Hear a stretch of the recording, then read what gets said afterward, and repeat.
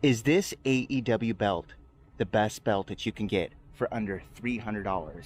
I'll let you guys decide on that. Hi, my name is Larry, and welcome to Larry and His Belts. Let's go. Look at your belts, now look at my belts, yeah.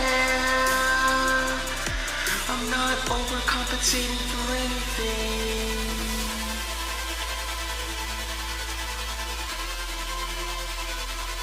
Hey guys, so before I jump into this review, I would like to mention that respectfully, I will not be naming the maker of this belt in this video.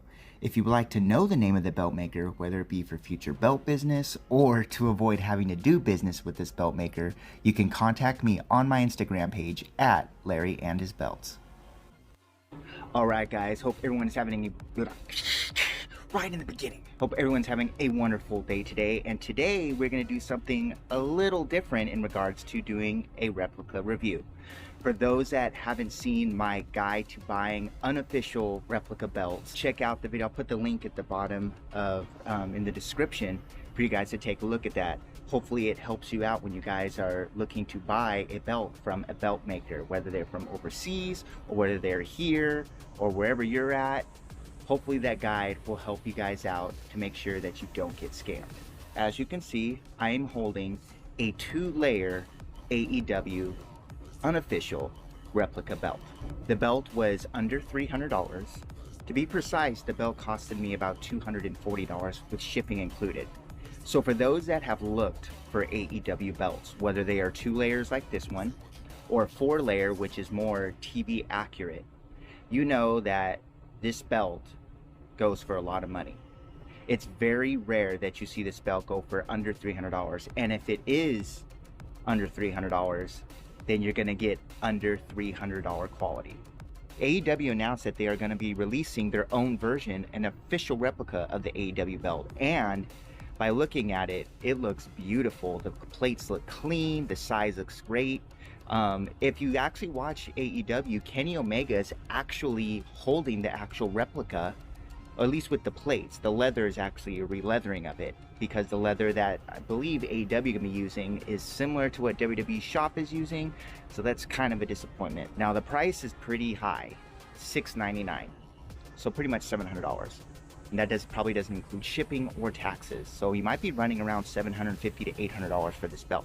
Now, I'm not going to say that belt isn't worth it, because there are a lot of discussion out there saying that that's way too high. But it is an official belt, and the belt looks super clean. So I'll let you guys make the judgment on if you guys think that it is worth it.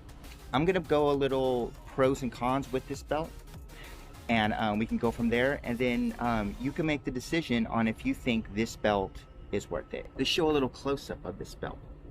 Boom. As you can see, I'll put a little comparison to the AEW title that they use on TV compared to this. The plates on the belt are pretty accurate to TV.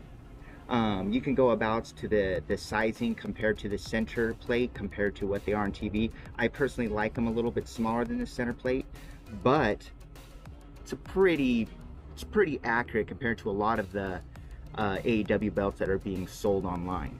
You guys have probably noticed I've been saying a lot of 2-layer and a lot of 4-layer. 4-layer is what the TV accurate belt is. My belt is a 2-layer. So as you can see, you have the main plate right here. This is the main plate. And then you have the champion and the world that are 2nd layer, as well as the AEW. Now the 4-layer belt, the standard belt, is the gold around here is 1 plate. The next layer right here, the silver, is another plate.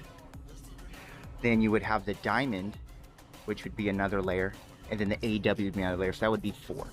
So the reason why I didn't get a 4-layer is, as nice as this belt is, and I've talked a lot about how nice this belt is, it's still not one of my favorite belts, and it didn't warrant me of spending $400, $500 on it when it's not my favorite. I mean, my favorite belt ever, once again, is my Winged Eagle, and I didn't even pay that much for that.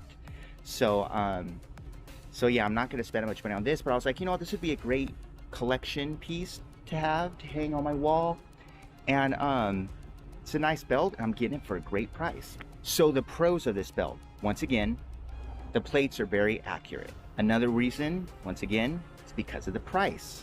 The third is the leather. It's very floppy. It's not stiff at all. It's very soft, actually. Now, let's get to the cons, and I'll let you decide if it's worth buying an AEW belt for under $300. First thing that most of you AEW fans might notice, the plate is pretty small. I believe from what they said on their review on AEW's YouTube, the plate normally goes pretty close to 13 inches tall. I believe it's like 12 and a half, between 12 and a half and 13 inches. This plate right here is 10 and a half inches, so it's close, between 2 and 3 inches shorter than the belt, than the actual TV replica belt. This is going to be the kicker, guys, and this is the reason why that I am actually not going to keep this belt, and that is the length of the belt. I should not be able to raise my arm like this to show you the length of this belt. If you can see from the end plate to the buckles is probably not even 4-5 inches from that, and that's a big issue. Now, I did order this belt before I made my guide video, so I almost wish I would have made my guide video first so I can give myself some little pointers and some advice to make sure that I was thorough with the order. The guide video that I posted states when you are making an order with the belt maker, dimensions are a huge issue. Dimensions are very important. You need to ask the size of the plates, if they're TV accurate size plates, and if the length is long enough. If you go to any major WWE shop or any belt that is being made, the majority of the belts state that they can fit anywhere between like a 45 to 50 inch waist. 50 is pretty long, but 50 would be maybe like the big gold or the network logo title that they currently have out. But it should fit at the very least a 40 inch waist. This belt doesn't even fit more than a 36 inch waist. Guys, on a good day, I can fit in 34 inch jeans, but normally I get 36 inch and I wear a belt because they're still a little loose. So I would say even say a 35, but I don't see a whole lot of 35 belts. But I'm gonna put this around my waist just to show you guys. It's pretty high, so I'll lower it. This is the front buckle. And as you can see, it's at the very, very tip. If I wanted to, I probably could. I just gotta suck in a little bit. And I know a lot of you guys probably noticed too, this gold belt buckle, this gold end piece, the original AEW belt doesn't even have a gold piece, a gold end, and he put it there. So I don't know why he did that. Maybe it's kind of like hey, I'm gonna do this for you, but that's not what it's supposed to be. So as you can see, this is the way it fits me. If I decided to have a big meal, it might push this belt off of my waist, you know? So that is a big feature of the belt that I did not like, which I will take partial blame because I didn't properly ask the dimensions of the belt. He had pictures of the belt. He said it was a replica of the belt. I asked for him to make it, and then he made it, and this is what I got. So speaking of the gold tip, so we put an AEW gold tip on there, which is like, okay, that's cool. I mean, it's a good little addition, but check it out. It's a half tip, guys. That is a big no-no for me. And the reason why is because it shows, not to be mean and disrespectful, but it shows laziness. There's no reason why you should have just a half gold tip. A good belt maker will not put a half gold tip. You either put no tip or you put a full tip. You don't put a halfway. That's just ridiculous. But as you can see, it does lay on the shoulder pretty well. It looks beautiful in the sunlight, right? These are reasons why I'm not keeping this belt. I feel that the size of the belt, which hardly fits a 36-inch waist. I'm 6'3", about 195 pounds.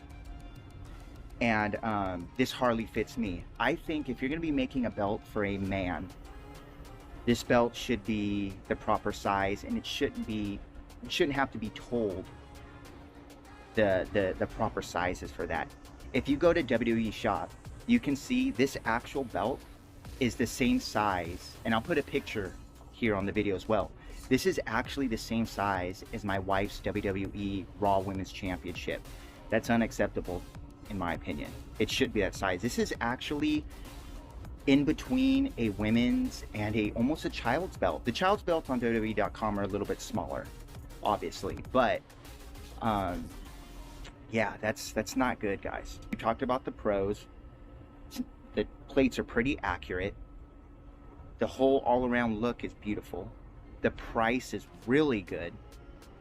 The leather is super soft. The cons are the sizing of the plates and the length of the belt are nowhere near accurate.